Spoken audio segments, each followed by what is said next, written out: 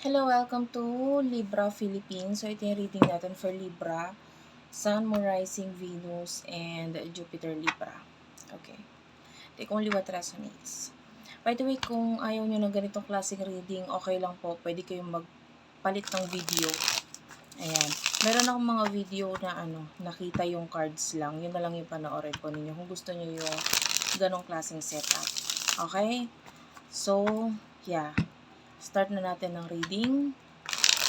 This is for Libra, Sun, Moon, Rising, Venus, Jupiter, Libra.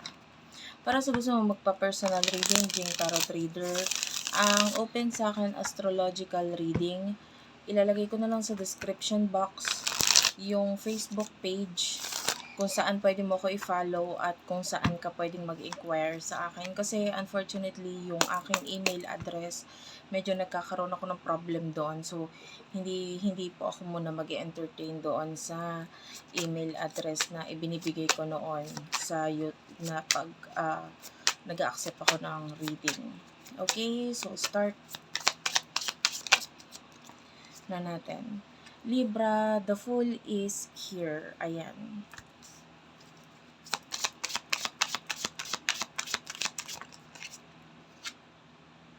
Queen of Pentacles is also here. Okay.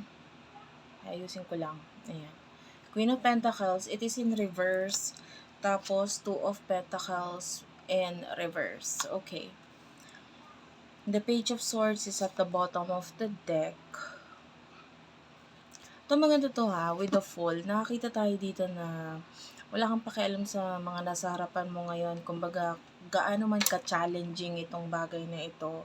Whatever this thing na pwedeng nagsisimula ngayon sa buhay mo, either ikaw ang nagsimula or may mga ibang taong involved dito sa pagsisimula na ito, nakikita natin na nandun yung ipinupush mo or ginagawa mo talaga itong bagay na ito. And with the Queen of Pentacles, this is in reverse. Might be may mga bagay na hindi ka decided pa ngayon, pero you're taking your time. Hindi ka masyadong nagmamadali. Basta ang nakikita mo, nag-focus ka sa future, iniisip mo positive lang, and gawa ka lang ng gawa ng mga action regarding this new beginning. And hindi mo iniisip kung ito ba'y magbo-boom or what, or kumbaga doon ka lang sa basta gagawain mo. Regardless kung anong kakalabasan nito, basta ginawa mo. Kasi feel mo dapat mong gawain.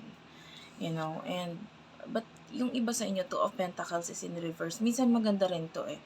Yung mga bagay na parang hindi mo masyadong pinagfufukusan at pinaglalaanan masyado ng attention. For some of you, may kinalaman yun sa love.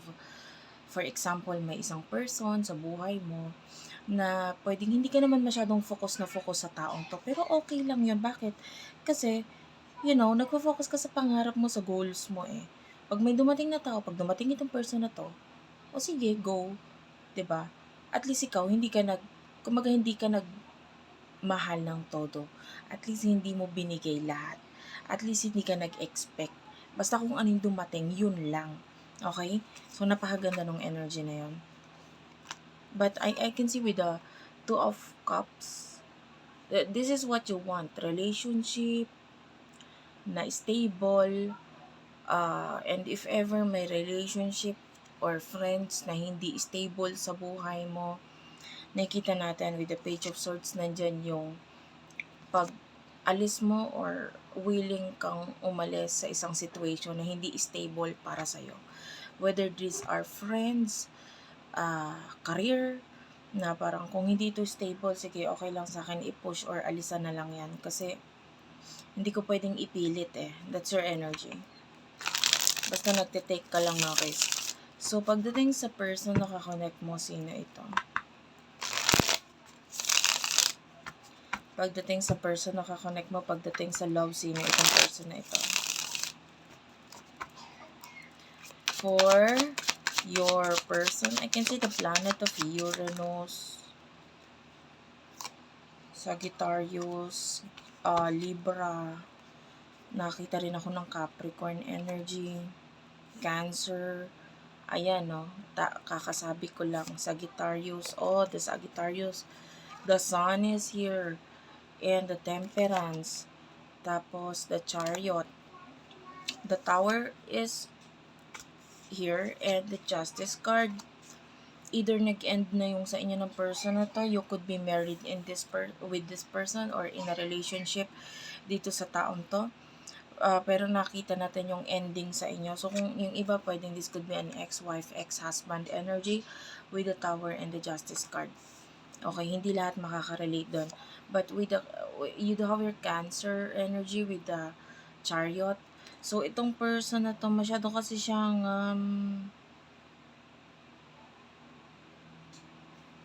I feel like may mga bagay na naging mabilis or madali sa inyo. So, pwedeng, kung nagkaroon man ng ending, pwedeng hindi naman kasi ganun katibay yung relasyon. Kung nagkaroon ng marriage, maybe kasi nagkaanak lang. You know? And yung relationship ninyo, masyadong immature yung iba. So, pwedeng, kaya hindi siya sabihin na nating matibay or nabuo ang relationship na may tibay siya. Kasi wala namang emotions eh. Pwedeng nandun lang, responsibility. You know? Some of you, pwedeng naging mabilis with the Chariot energy here and hindi masyadong naghintay. Parang yung iba pa, because of a child with the Sun or kung hindi man kasi feeling nyo masaya yung relationship pagka itinuloy sa deeper level of commitment, pag ikinasal, feeling nyo magiging masaya. But then, ngayon nakikita natin yung ending kasi nandito na nakikita nyo na yung effect ng mga naging fast action nyo in the past. So, this could be an ex. Ano yung emosyon ninyo sa isa't isa? Hindi lahat makaka-relate, guys. Hindi lahat makaka-relate.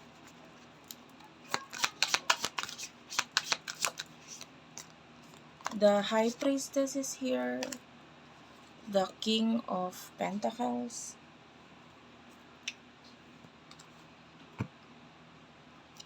Eight of Swords at the bottom of the deck. So, nakikita natin yung emotion mo para sa kanya.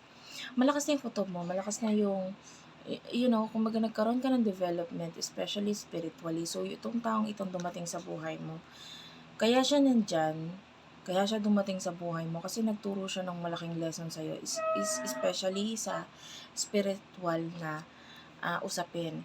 And with the King of Pentacles, nakikita natin ang focus mo ngayon is money, sarili mo, you want to change your finances, your career, ginagawa mo lang, tinutuloy mo lang ng tinutuloy, resolbahan yung mga problema sa buhay mo, especially may kinalaman sa pera. I don't feel any emotions na may kinalaman sa person na ito, but rather may nahigit tayo na emosyon na nararamdaman mo na may kinalaman sa career or finances mo, which is ito yung main priority mo. Okay, so person na ito, ano yung emotion niya para sa'yo?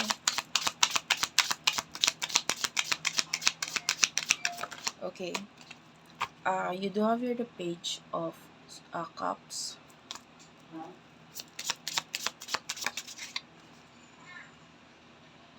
The Four of Swords. Hindi ko gusto yung energy niya kasi if there's a child, pwedeng wala siyang pakialam sa child or pwede namang hindi sa child but rather, eto dalawa yan. Pwedeng wala siyang pakialam sa child or yung isa, masyadong immature yung person na kakonect mo, you know. The Four of Swords is here. Or wala siyang ginagawa regarding a child, ganun. Or sa connection ninyo or what. So, the Five of Wands is here.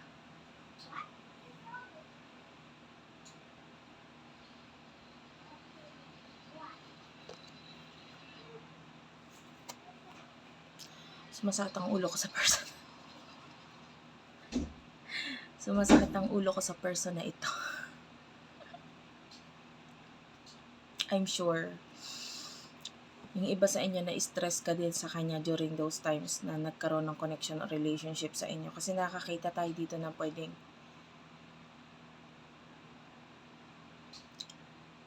ang priority niya or ang gusto niyang i-take ng action is may kinalaman sa relasyon. Pero pwedeng hindi sa'yo, pwedeng sa iba or what. Parang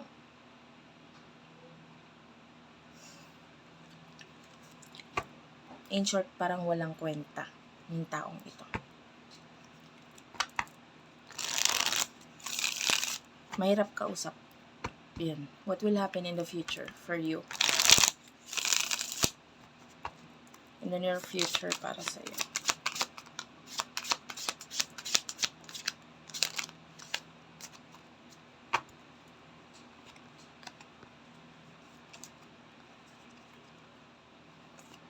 Well, wala akong nakikitang future sa'yo at sa person nito. Actually, the advice for you is the Hanged Man at the bottom of the deck. Huwag ka na maghintay.